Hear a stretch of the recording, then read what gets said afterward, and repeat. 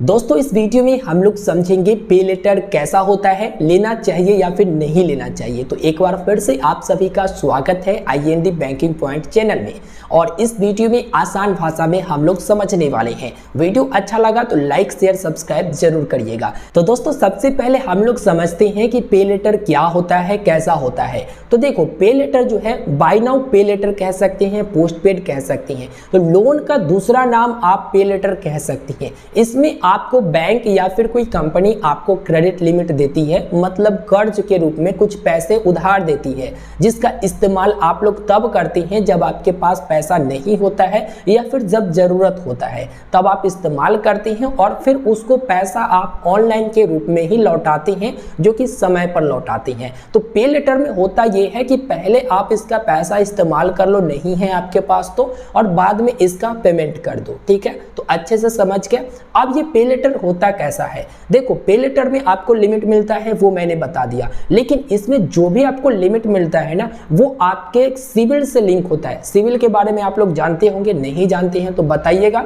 इस पर डिटेल में मैं वीडियो बना दूंगा। तो वो आपका सिविल से लिंक होता है। सिविल में आपको दिखाएगा कि आप कौन से कंपनी से पे लेटर के तहत लोन लिए हैं। हालांकि वहां पर आपको कोई कंपनी का पर्सनल लोन के तहत शो होगा तो कोई कंपनी का कंज्यूमर लोन के तहत शो होगा, लेकिन सिविल में जरूर शो होता है। अब ये जो है जो भी आप पेमेंट करते हैं वो भी सिविल को ये रिपोर्ट करता है। अगर कहीं बकाया रख देते हैं, अगर पेमेंट देर से करते हैं तो वो भी सिविल में रिपोर्ट करता है और इससे आपका सिविल डाउन होता है। साथ ही साथ अगर समय पर पेमेंट करते हैं तो इंक्रीज भी होता है। ये बात आप स्पष्ट से समझ गए। अब पे लेटर लेना कैसे है वो समझिए। देखिए बैंक में अगर आप जाते हैं लोन लेने तो काफ़ी ज़्यादा मुश्किलें होती है। आपका वहाँ पर पूरा रिकॉर्ड चेक किया जाता है, प्रोफाइल चेक किया जाता है, फिर वो वेरिफिकेशन करती हैं वगैरह वगैरह। ठीक है, तब जाकर आपको लोन देते हैं, नहीं तो नहीं देते हैं। लेकिन ये जो पे लेटर की लिमिट है, अभी बहुत सारे मार्केट में ऐसी कंपनियाँ आ चुकी है, बहुत सारे एप्लीकेशन आ चुका है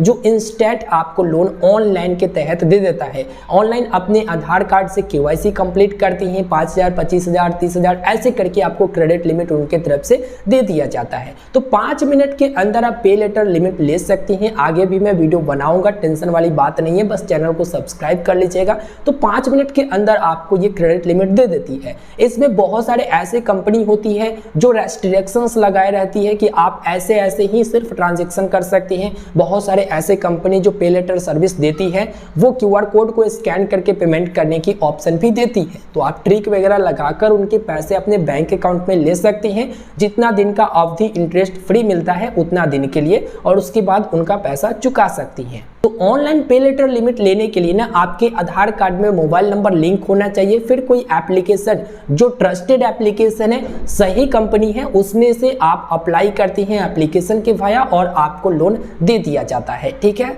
इसका इस्तेमाल आप काफ़ी आसानी से कर सकती हैं। वैसे तो मैं बताऊं कि हर कंपनी का इस्तेमाल का तरीका अलग अलग है। जैसे फ्लिपकार्ट के पे लेटर के बारे में बात करें तो केवल फ्लिपकार्ट पर ही आप ऑर्डर कर सकती हैं, प्रोडक्ट ऑर्डर कर सकते हैं। अमेजॉन पे लेटर के बारे में बात करें तो वही है। लेकिन अगर फ्रीओ पे या फिर और सारे जैसे पोस्ट पे के पे लेटर के बारे में बात करें या फिर पेटीएम के पोस्ट पेड के बारे में बात करें तो इन सभी में आपको काफ़ी सारे ऑप्शन मिल जाते हैं। काफ़ी सारे क्षेत्र में आप ट्रांजेक्शन कर सकती हैं, इससे पेमेंट कर सकते हैं। इसके साथ ही बहुत सारे ऐसे एप्लीकेशन है, बहुत सारे ऐसे कंपनी हैं जो आपको पे लेटर में कार्ड की सुविधा भी देती है, जो एक क्रेडिट कार्ड की तरह सुविधा देती है कि लो भाई जहां पर कार्ड एक्सेप्टेड होगा वहां पर आप इससे पेमेंट कर देना। तो पेमेंट का क्षेत्र आपको बड़ा मिल जाता है, ट्रांजैक्शन करने के लिए बहुत ज्यादा आपको क्षेत्र मिल जाता है। तो अभी जो है इंडिया में बहुत तेजी से पे लेटर की जो प्रचलन है वो बढ़ते जा रही है। बहुत सारी कंपनियां आ रही है, बहुत सारे एप्लीकेशन आ रहे हैं जो आपको पे लेटर सर्विस प्रदान कराते हैं। बिल्कुल 5 मिनट में आप लोगों को मिल जाता है। तो कंपनियों को भी फायदा होता है, आप लोगों को भी फायदा होता है कि चलो पैसा नहीं है तो आपको लोन मिल जाता है।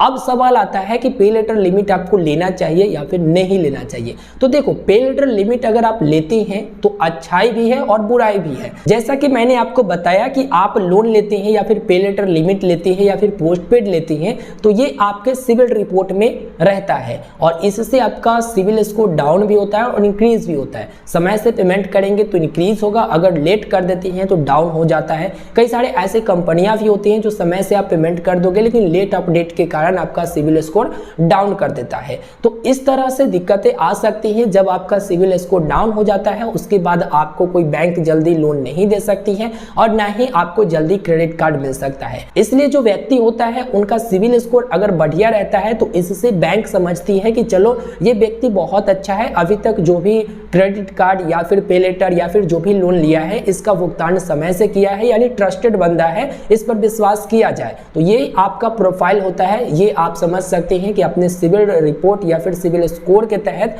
वो सामने भरोसा जताती हैं। तो पे लेटर अगर आपको जरूरी है तो आप ले सकते हैं, अगर आपको जरूरी नहीं है तो इससे बच कर रहिएगा, क्योंकि ये पर्सनल लोन और कंज्यूमर लोन के तहत आपके जो सिविल रिपोर्ट रहता है उसमें शो होता है। साथ ही अगर कोई ऐसी कंपनी है जो आपको पे लेटर दी है और यदि उसका टाइम पर आप पेमेंट नहीं करती हैं तो वो बहुत ज़्यादा चार्ज भी लेती है।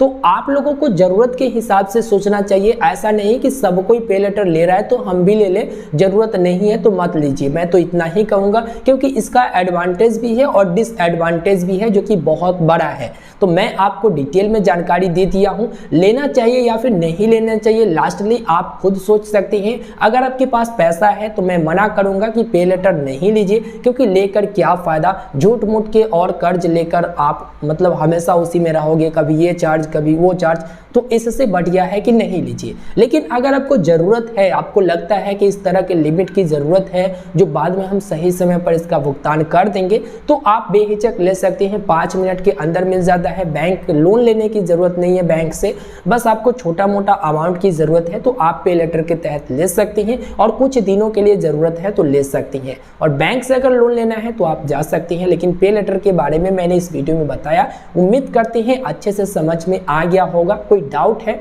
तो वीडियो के नीचे कमेंट करके बताइएगा। धन्यवाद।